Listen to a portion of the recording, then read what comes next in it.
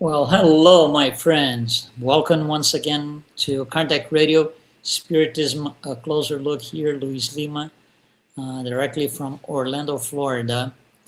And in this program, we are going to take a closer look at what we call the errant state.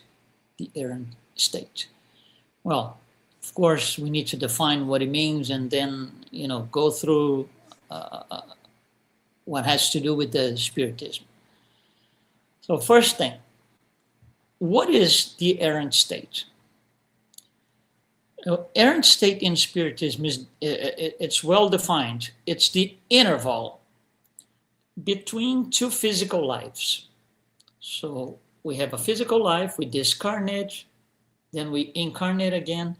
That period between two physical lives is what we call the errant state. Spirits that are in the errant state, meaning between two physical lives, are sometimes called errant spirits. Errant spirits. So, however, by the way, not all discarnate spirits are errant. Errant spirits are the ones who are discarnate, waiting for the next incarnation, planning on it. We're going to explain that later. Pure spirits might have discarnated, but they don't have to wait for another life. So these are not errant spirits. So errant spirits are not pure.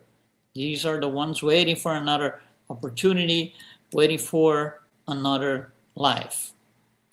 So the body dies and the spirit returns to the spiritual world. When that happens, the spirit retains individuality, and more than that, consciousness. So the spirit is going to have the opportunity to reflect on past existences, on the past existence, on previous experiences that he had to overcome and do and go through, fail or not. What was done right, what was done wrong, and why. Why did I do this right? Why did I do this wrong? All of these things is sort of a self-analysis at the end of the physical life. And not only that, as a consequence of understanding what happened in the life that was just left behind, comes preparation for future incarnations. Oh, I wasn't able to do this on that life. I failed, let's say, dramatically on this particular thing. I'm going to have to be ready at one point to, overcome that problem, whatever it is. So it helps the spirit. It signals the spirit. Here's your direction. You have to go this way because you need to offset some wrongdoing coming from the past life. So the question is, how long does a spirit stay in the errant state? Meaning, how long is that interval? Well, the Spirit's book tells us, very interesting by the way, it could be from a few hours to thousands of centuries. However, it's never forever. Not forever, because everyone will be perfect at one point. So this is not forever. However, it depends on the free will. It depends on the spirit's own will. All spirits have free will. So some spirits might just decide to lay back and say, I'm not going to do much now. That's free will. That's a choice. It might not be a very smart choice, but it is a choice. And nobody can interfere on that. No other spirit can interfere on that. So some spirits might choose to stay longer in the errant state. For example, to learn more, to feel like they are more prepared, for a next life, or even they are more prepared to prepare the next life. So it depends on the spirit. Again, it's free will. However, the errant state is not a state for inactivity. It's not.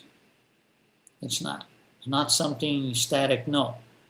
It's the other way around. It's an opportunity for progression, for learning, for adaptation, for anything and everything that can lead to improvement, as long as the spirit wants to take that opportunity.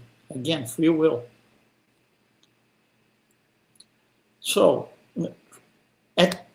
during the errant state, not all spirits experience the same way, because they all come from different past lives, different experiences, different relationships, and so everyone is at a different point in the scale of evolution. So no two spirits experience the same way. The experiences varies from spirit to spirit, depending on basically two things: the moral and the intellectual development of the spirit. So, for example, more evolved spirits, they experience clarity when they discarnate. They experience peace. They experience freedom when they discarnate. Less evolved spirits don't. They feel confusion. They feel a lot of suffering, very common suffering on a large scale. They feel that they are still attached to a material life, very common. So it's not the same, more because there is evolution, there's progress. So more advanced spirits experience one way, less advanced spirits see it another way. Low order spirits, for example, they retain all these earthly passions, even if they are no longer living on earth. They're discarnate, they're in errant state, but they still retain the same human passions. High order spirits will leave these passions behind, because that belonged to a past life. The past life is, as it says, past, done. Let's get over with. So, there are no two spirits experiencing the same thing. Now, during the interval, during the errant state, what is the spirit exactly doing? First of all, the spirits are not idle. They're not just sitting like this, no, there's nothing like this. The spirit will study, will seek and gain awareness of spiritual truth. It will acquire knowledge. It will assist incarnated spirits. Yes, they will assist. They will possibly form bonds with other spirits. They will choose or accept future trials in the next incarnation. What I mean by choose and accept is choose because you just analyzed what you did and you know what you need. So I need to do this and this and this better. But they will also accept suggestions, per se, from higher order spirits.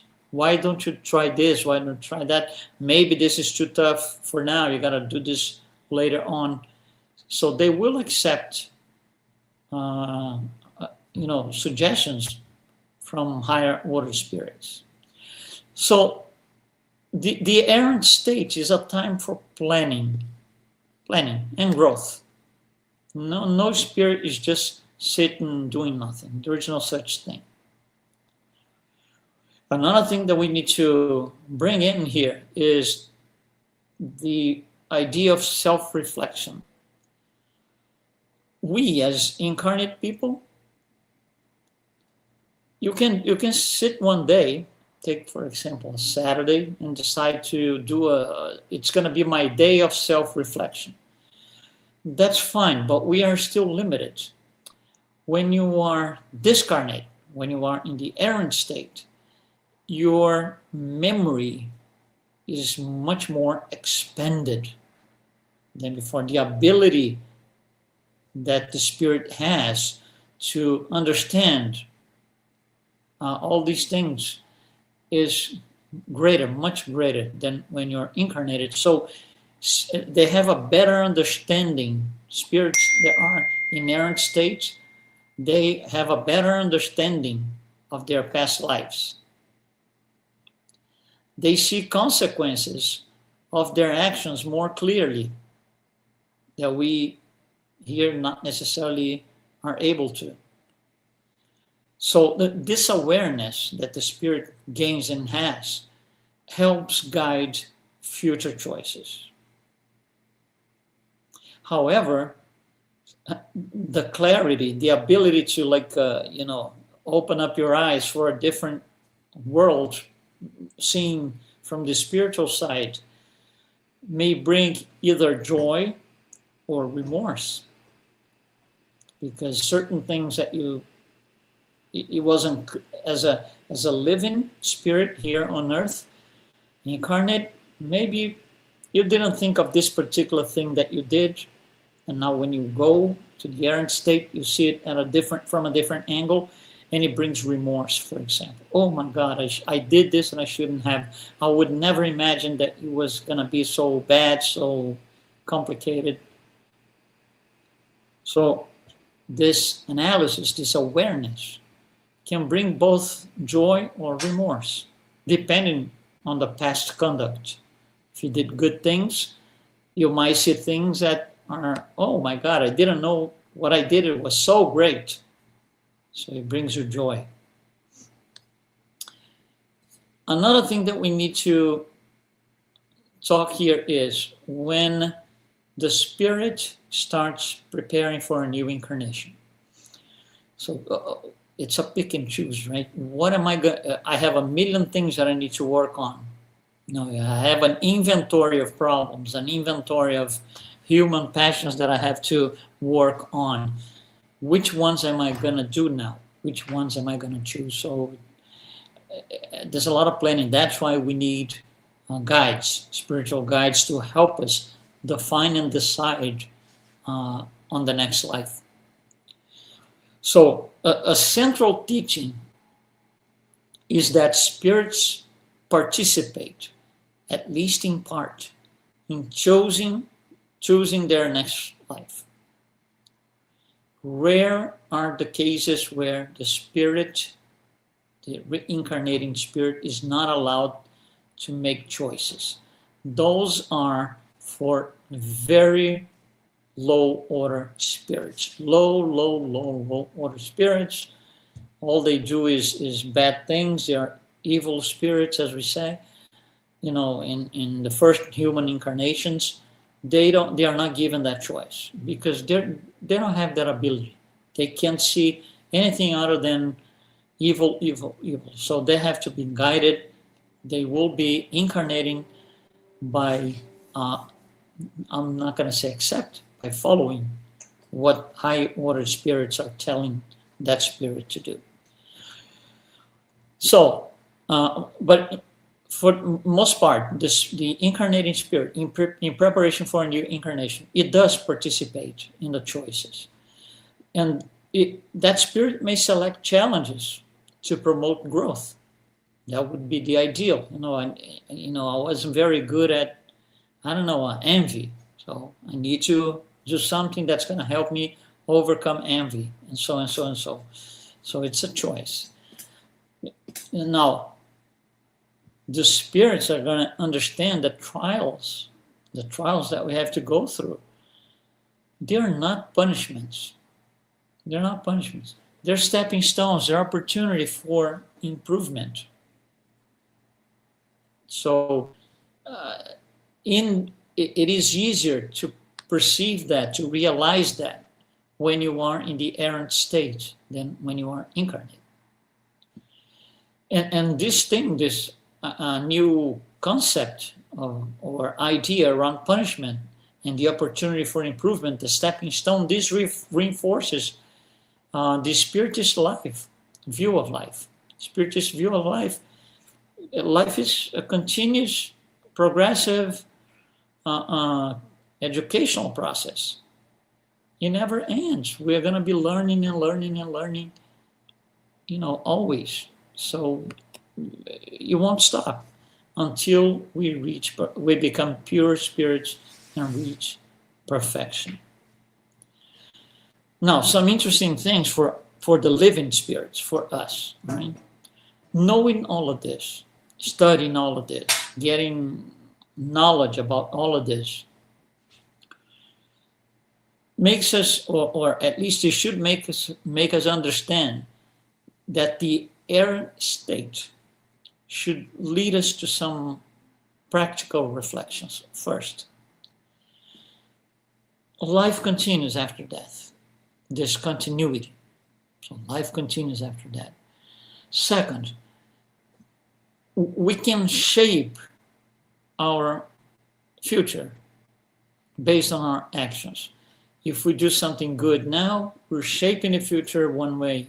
If we are evil now, doing evil things, we are shaping the future differently. So the outcome on future experiences depends on the present actions. The third thing, personal responsibility. Personal responsibility. We cannot outsource responsibility. If we did something wrong, we're going to have to offset that somehow, someday. Not necessarily now, not necessarily next week, or even next life.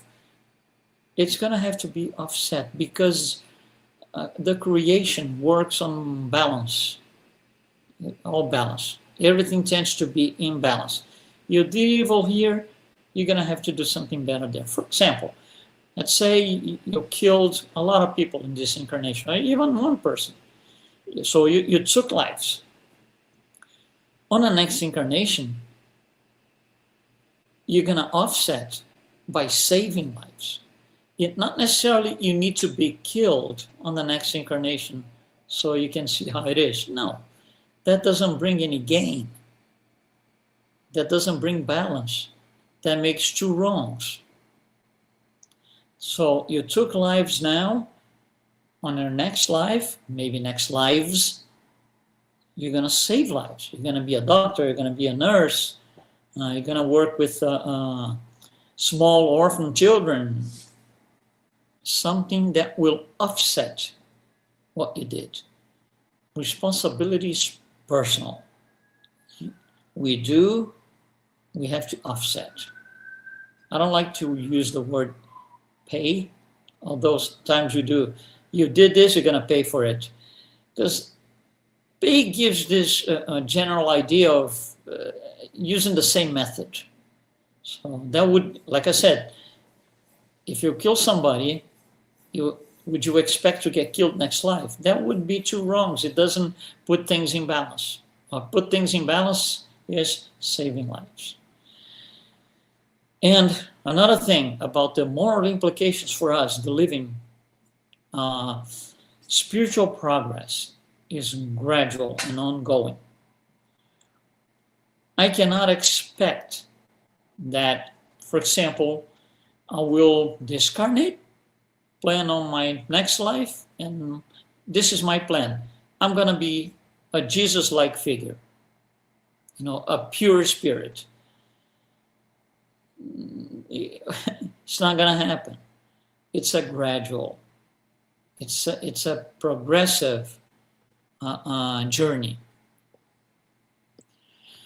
So let's try to wrap up things here a little bit.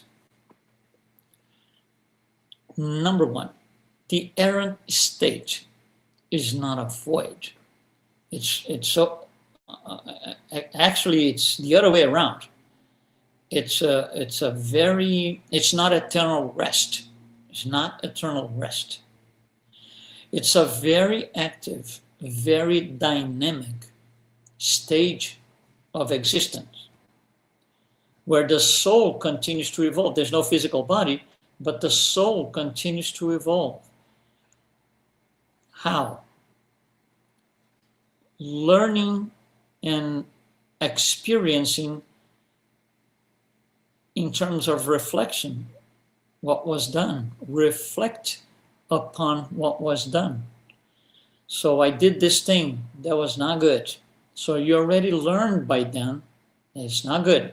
Correcting is the next step, but that gives you, per se, material to prepare a next incarnation, a next life. So this material, what we need to get ready for next life, in preparation for it, it will come from reflecting upon what we did. So when you look at the overall picture, death simply demarks a transition. The spirit is still the same spirit. The spirit doesn't die. What dies is the body. So the journey of the spirit remains uninterrupted. It's an ongoing thing.